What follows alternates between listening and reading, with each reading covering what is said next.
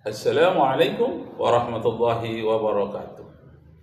Nashkurullah syukran katsira bi qiraatil hamdalah ala hidayatihi wa taufiqihi alladzi nahnu na'ishu biha. Bapak-bapak, ibu-ibu, saudara-saudara sekalian, seluruh dunia saat ini berkabung. Seluruh dunia menangis dengan tetesan air mata yang tiada henti. Padang pasir berkuah darah dan tak henti-henti digenangi oleh air mata dan ratap tangis bangsa Palestina. Bangsa Arab sekelilingnya juga menangis melihat kekejaman Israel yang luar biasa terhadap masyarakat Palestina, terutama masyarakat yang lemah, mengungsi, mati dalam keadaan kelaparan. Allahu Akbar, Allahu Akbar, walillahil hamd. Penderitaan yang begitu hebat, sementara negara-negara yang berteriak HAM, hak asasi manusia, selama ini diam 1000 bahasa. Ada apa ini yang terjadi? Allahu Akbar, luar biasa. Genosida, penghapusan masyarakat secara keseluruhan yang disebut dengan genosida. Penghapusan etnis, suku, bangsa, penghapusan masyarakat Palestina dengan diambil lahannya, kekayaannya, negaranya, lebih-lebih lagi hak asasinya sudah diinjak-injak. Allahu Akbar. Mari kita dengarkan bagaimana laporan berita-berita di dunia yang sangat mengiris dan menyayat hati, menghentak-hentakkan jiwa yang rasanya ingin terbang, ingin pergi kemana-mana, ingin mengamuk, dan bermacam-macam hal yang menimbulkan kesakitan, ketidakpuasan, kegeraman, merasa geram dengan perbuatan orang-orang yang berkuasa di bumi ini, terutama yang berkomplotan dengan Yahudi Israel. Allahu Akbar, Allahu Akbar. Apa yang terjadi? Tapi semua tahu, ini bukan soal eksistensi, ini soal dominasi, soal memusnahkan eksistensi orang lain atas nama pertahanan diri. Masa. Dan ingat, ketika seorang penjajah merasa superior dan tak tersentuh, itulah awal kejatuhannya. Karena dunia kini menonton. Bukan lagi dari CNN, tapi dari kamera ponsel warga Gaza sendiri. Begitu narasi mulai lepas dari genggaman Tel Aviv, panik itu terasa. Bukan di medan perang, tapi di ruang-ruang konferensi, studio berita, dan tentu saja di ruang-ruang lobi Washington. Biasanya cukup satu briefing dari juru bicara IDF dan media barat langsung menelan bulat-bulat. Tapi sekarang, CNN mulai ragu, BBC mulai bertanya, bahkan The Guardian tak lagi segan menulis genosida di judul utama. Dan ini bukan kebetulan, ini hasil eksistensi kekejaman yang tak bisa ditutupi lagi. Ketika rumah sakit dibom 3 kali berturut-turut dan rekaman drone bocor memperlihatkan konvoi ambulans dihantam rudal, siapa lagi yang bisa menyangkal? Netanyahu tahu itu. Tapi ia bukan tipe pemimpin yang mengedur saat dunia menatap marah. Justru sebaliknya, dia menganggap itu panggung, tempat terbaik untuk pamer taringnya. Ia gencar melabeli kritik Eropa sebagai antisemitisme modern, sambil mengirim pesan halus. Siapapun yang melawan kami, melawan Yahudi. Klasik, licik, tapi sudah basi. Eropa untuk pertama kalinya dalam 1 dekade mulai bersatu. Prancis dan Spanyol terbuka menyebut agresi Israel sebagai tidak proporsional dan melanggar hukum internasional. Belgia bahkan mengancam pemutusan kerja sama dagang. Jerman yang biasanya mati-matian mendukung Israel karena trauma sejarah Holocaust terdengar berbeda. Menteri luar negerinya mengatakan, kami tidak bisa lagi diam jika nilai-nilai kemanusiaan diinjak-injak atas nama keamanan. Titik baliknya, serangan ke Rafah, wilayah paling selatan Gaza yang jadi tempat pengungsian ribuan warga sipil dihujani bom di malam hari. Tenda-tenda meledak, anak-anak terbakar hidup-hidup. Video itu viral, bahkan yang paling apatis pun tak bisa mengalihkan mata. Bahkan Vatikan bersuara. Paus Fransiskus yang selama ini hati-hati akhirnya menyebut serangan itu sebagai dosa berat terhadap kemanusiaan. Masya Allah.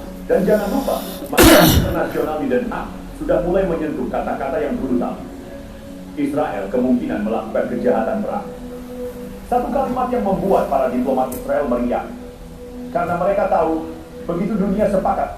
Nah, Bapak Ibu saudara sekalian, di dalam Al-Quran surat Al-Baqarah ayat 120 dinyatakan, walan tarda ankal yahudu walan nasara hatta tattabi'a millatahum. Orang Yahudi dan Nasara takkan pernah senang kepadamu, takkan pernah berbaik hati kepadamu. Walan tarda ankal yahudu walan nasara hatta tattabi'a millatahum, sampai mereka kamu menuruti seluruh kehendak mereka, seluruh keinginan mereka diikuti. Itulah yang mereka inginkan. Allahu Akbar walillahil hamd. Coba kita dengarkan berikut ini. Allahu Akbar, Allahu Akbar. Ini adalah apartheid dan genosida. Tak ada lagi tempat bersembunyi, bahkan di balik veto Amerika. Ironisnya, semakin keras Israel menyerang, semakin kuat legitimasi moral Hamas di mata rakyat Palestina. Masya Allah. Hamas mungkin tidak punya Iron Dome, tidak punya jet tempur, apalagi kekuatan nuklir, tapi mereka punya sesuatu yang mulai menggerogoti citra Israel. Posisi sebagai pihak yang dizalimi.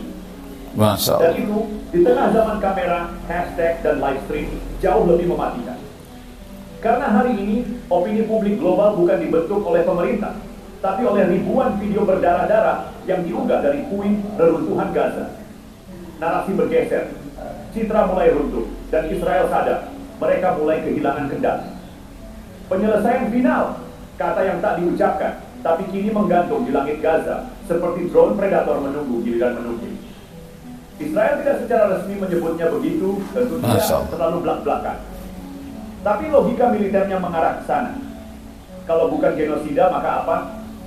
Kalau bukan penghapusan total identitas Palestina, maka apa istilah yang cocok untuk sistematisnya pembunuhan anak-anak, dokter, bahkan ibu menyusui? Dan saat dunia mulai bersuara, Amerika Serikat masuk panggung. Tapi seperti biasa, terlambat dan separuh hati. Gedung Putih masih memutar kaset lawas. Israel punya hak untuk membela diri. Tentu, bahkan ketika membela diri itu artinya menjatuhkan bom seberat 2000 pon ke tenda pengungsian. Atau menembak mati seorang anak 7 tahun karena mengira itu militan. Waduh. Tapi Biden mulai kepanasan. Protes pecah di kampus-kampus top, Harvard, Yale, Columbia, bukan oleh aktivis rendahan, tapi anak-anak profesor, calon pengacara, jurnalis masa depan, dan investor kelas atas. Mereka tahu betul cara kerja sistem ini, dan kini mereka menolak untuk diam. Sementara di dalam Kongres, tekanan meningkat. Beberapa anggota Partai Demokrat, Ilhan Omar, Rashida Tlaib, Alexandria Ocasio-Cortez melayangkan kritik terbuka. Tapi lebih mengejutkan, senator moderat mulai ragu. Mereka bilang, ini bukan lagi soal Israel melawan terorisme. Ini pembantaian sipil yang disengaja. Tekanan ini membuat Washington berada dalam posisi yang tidak nyaman. Jika mereka menghentikan bantuan senjata, mereka akan dicap mengkhianati sekutu. Jika mereka terus mendanai, mereka dilabeli komplotan kejahatan perang. Dan Biden, dia berada dalam tahun pemilu. Satu keputusan salah bisa meretakan elektabilitas. Sementara itu, Israel makin nekat. Mereka mulai melancarkan operasi sapu bersih yang disebut sebagai Operation Iron Flame. Nama yang terdengar gagah di dokumen, tapi artinya sangat sederhana. Gulung Gaza sampai rata. Masya Allah. Mereka menyerbu utara, barat, hingga perbatasan Rafah. Pasukan EDF menyapu rumah demi rumah, menembak siapapun yang mencurigakan. Dan yang mencurigakan itu kadang cuma orang tua yang sedang ambil air. Laporan dari Palang Merah Internasional mulai bocor. Mereka menemukan bukti pelanggaran besar. Mayat anak-anak dengan luka tembak di kepala. Masya Allah. Klinik yang sengaja dihancurkan setelah dijadikan tempat berlindung. Pusat distribusi pangan PBB yang dibom 2 kali, meski sudah dikirim koordinat ke militer Israel. Ini bukan perang, ini penghancuran struktur sosial. Gaza tak hanya dibombardir fisiknya, tapi juga moralnya, semangat hidupnya, bahkan kemungkinan bangkitnya. Tapi, seperti biasa, dari reruntuhan, sesuatu mulai tumbuh. Gerakan solidaritas internasional bangkit, Bendera Palestina berkibar di jalan-jalan Berlin, Paris, London, bahkan di depan kedubes Al-Aqsa sendiri. Musisi, artis, penulis dari Roger Waters sampai Bella Hadid semakin lantang menyuarakan boikot terhadap Israel. Dan kampanye hashtag bebas Palestina bukan lagi iseng sosial media. Ini sudah jadi gerakan global. Dan disinilah letak. Nah, Bapak Ibu saudara-saudara sekalian, apa yang bisa kita sumbangkan untuk Palestina? Apa yang kita bisa berikan agar mereka terhindar dari malapetaka besar ini? Setidak-tidaknya kita memberikan sumbangan melalui orang-orang yang bisa membawanya ke sana, dan kita sambil berdoa kehadirat Allah, Allahumma ansurna anil qaumiz zalimin. Ya Allah, berilah pertolongan kepada kami, kepada masyarakat Palestina, negara Palestina, jauhkan dari kekejaman orang-orang yang zalim. Assalamualaikum warahmatullahi wabarakatuh.